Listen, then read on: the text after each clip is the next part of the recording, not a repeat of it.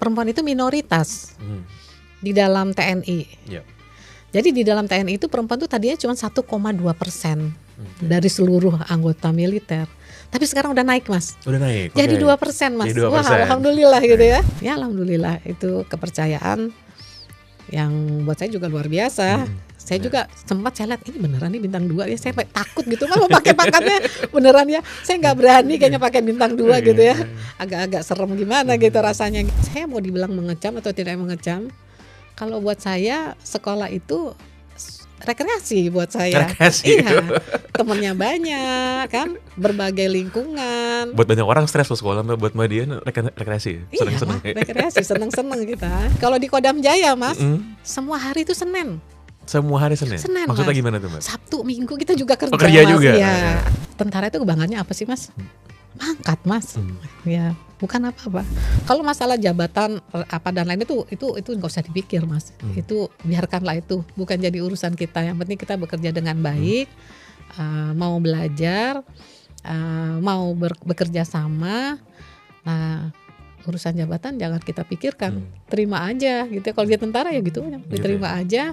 Kalau kita dapat kepercayaan, ya itu adalah kehormatan buat kita lah.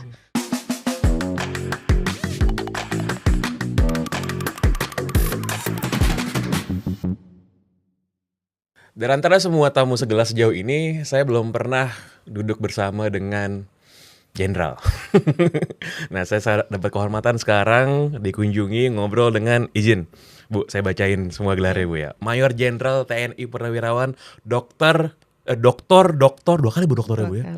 Doktor Dian Andriani Ratnadewi SPKK M.Biomed AAM MARS SH MH Fins DV FAADV.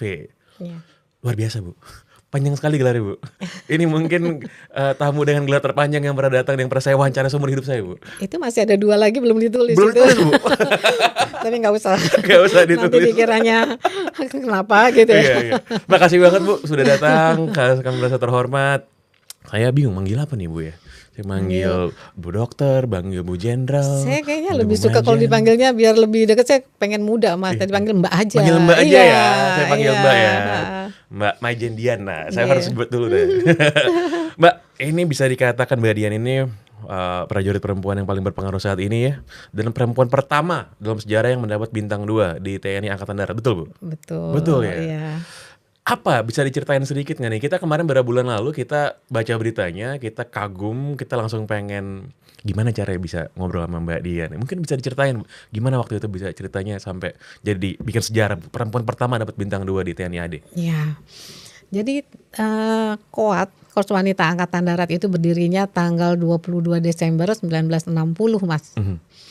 Jadi sejak itu belum pernah ada jenderal perempuan dengan pangkat bintang 2. Ya.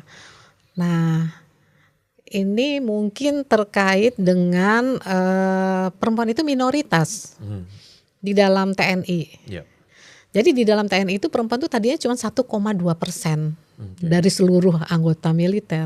Tapi sekarang udah naik, Mas. Udah naik. Jadi 2%, Mas. Jadi 2%. Wah, alhamdulillah gitu ya. Hampir 2 kali lipat lah ya. Iya, hampir 2 kali lipat. Nah, tetapi untuk jabatan-jabatan tertentu itu baru dipercaya mungkin sekitar tahun 2016-an gitu, Mas. Baru dikasih jabatan bintang 1. Dan sampai sekarang juga bintang 2 baru yang pertama. Ya. Kenapa ada kepercayaan yang kurang gitu ya terhadap Korps Wanita Angkatan Darat? Nah, ini mungkin dugaan saya sih, 1, karena kan kita minoritas. Cuma 2% loh. Kemudian yang kedua, namanya ibu-ibu, Mas. Pasti bayangan orang secara umum, ibu-ibu kan harus ngurus keluarga, ngurus suami, ngurus anak, ngurus rumah. Kalau dibebani pekerjaan yang memang dengan tingkat kesulitan lebih tinggi, apa ia mampu? Nah, mungkin itu yang mendorong sehingga para pejabat atau para pimpinan memikirkan bahwa Kuat ini belum waktunya ya diberikan jabatan yang terlalu tinggi, begitu. Tapi ya alhamdulillah tiba-tiba pikiran itu berubah. Nah, tapi saya juga berpikir bahwa apa yang saya dapat itu tentunya bukan karena usaha saya sendiri, Mas. Karena kita bekerja kan kolaborasi. Betul. Apa yang saya dapat itu adalah apa yang dilakukan oleh staf saya tentunya kan. Dan saya selalu berada di posisi transisi untuk menjabat suatu jabatan di karir saya itu umumnya saya transisi, Mas. Jadi mungkin perlu saya ceritain apa gimana? Boleh, abis ini saya pengen nanya gimana tuh gitu Mbak Dian ya? ceritanya dari dokter jadi tentara sampai bintang 2, karena saya sering dengar cerita dulu katanya, kalau jadi dokter nggak usah jadi tentara lah, nanti dianggap nggak jadi dokter beneran gitu, Mbak. Ada ngomong gitu dulu, Mbak. Tapi pekerjaan dokter di kemiliteran tuh banyak, nggak cuman mengobati orang sakit, memberikan penyuluhan, tidak cuman itu. Saya pertama kali berdinas, tadi mungkin kita iseng-iseng ngobrol-ngobrol, kok bisa ya saya jadi tentara ya, Mas ya. Iya. Waktu itu saya semester 7 di Fakultas Kedokteran UGM, kebetulan TNI itu mencari prajurit yang berkarir lah di bidang masing-masing, yang bukan dari Akmil atau Akademi Militer untuk TNI dengan berbagai matra, termasuk polisi. Kebetulan butuh dokter, kemudian psikolog, kemudian teknik, geografi, bahkan sarjana sarjana agama. Nah, waktu itu dibukalah pendaftaran besar-besaran. Nah, ini propagandanya hebat banget sehingga kita teman-teman seangkatan itu tertarik. Apa yang mendorong kita mau ke sana? Kenapa kita mau ke sana? Diiming-imingin, Mas. Jadi waktu itu tahun 89 ada beasiswa 150.000 sebulan. Itu besar sekali, Besar Mas. sekali waktu itu ya. Besar karena uang saku saya cuma 50.000, Mas. Oke. Bayangkan saya bisa dapat 3 bulan kan gitu. Jadi teman-teman saling mempengaruhi, ayo kita ikut, ayo ikut. Akhirnya kita ikut rame-rame. Dan kita semester 7 masuk ke pendidikan. Pendidikannya di Surabaya, di Bumi Moro Kerembangan. Itu ada darat, laut, udara, polisi, teman-teman angkatan saya. Nah, setelah itu kita kembali ke kampus melanjutkan sekolah. Kan waktu itu semester 7. Tapi waktu datang udah gak bisa karena kita sudah harusnya koas, tapi kan harus balik lagi kembali ke semester 7. Jadi ada waktu yang itu terbuang. Berapa lama waktu itu pas dilatihnya itu? Nggak lama, Mas. Itu cuma 4 bulan. Tapi utang. Berhutang karena kita masih ngutang, kita masih harus pendidikan kecabangan. Jadi utang dulu dapat pangkat, dapat gaji gitu. Waktu dapat pangkat pertama kali pangkatnya apa tuh? Letnan 2. Letnan 2, oke. Iya. Dan saya dinas pertama langsung ke Pas Pampres. Jadi saya pikir kan dokter militer tadi bayangannya itu cuma ngobatin ya kan pasien di rumah sakit. Tidak, Mas, saya jadi pengawal. Jadi pengawal. Iya. Pengawal waktu itu Presiden Soeharto, kemudian wakilnya Pak Tri Sutrisno 5 tahun, saya di sana.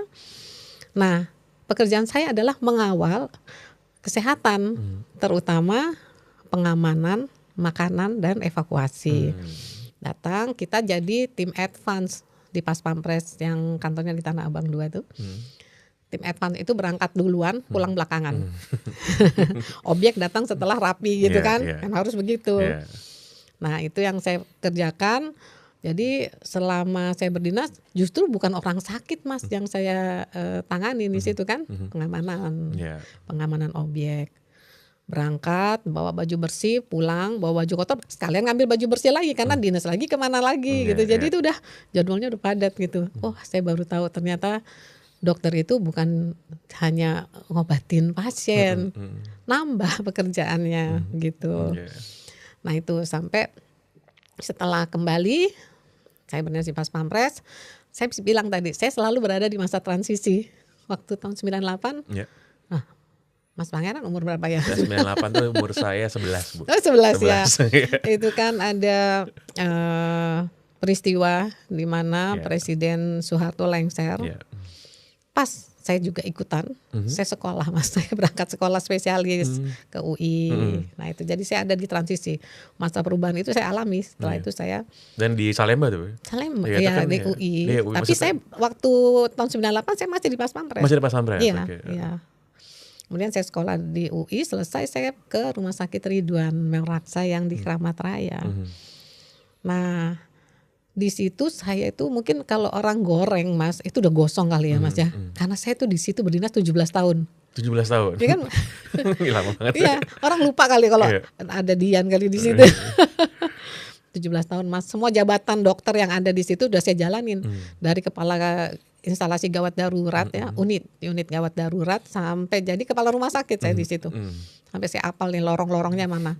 Tapi saya bilang lagi, waktu saya jadi kepala rumah sakit, itu saya di fase transisi lagi.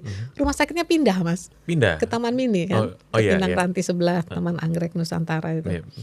Itu pertama kali jadi kepala rumah sakit tingkat 2. Pada umumnya kepala rumah sakit tingkat 2 itu jarang, Mas, ibu-ibu dipercaya. Itu pun saya menolak sebenarnya. Waktu saya diminta jadi kepala rumah sakit tingkat 2. Saya bilang sama Panglima, saya belum berani, saya bilang gitu. Kenapa tidak berani? Belum ada, saya bilang gitu, belum ada. Belum ada contekannya gitu kan, template-nya belum ada perempuan gitu. Ya sudah, dicoba. Oke. Tidak boleh menolak perintah. Oh, siap. Tentara kan gitu ya, Mas ya. Siap. Siap gitu ya.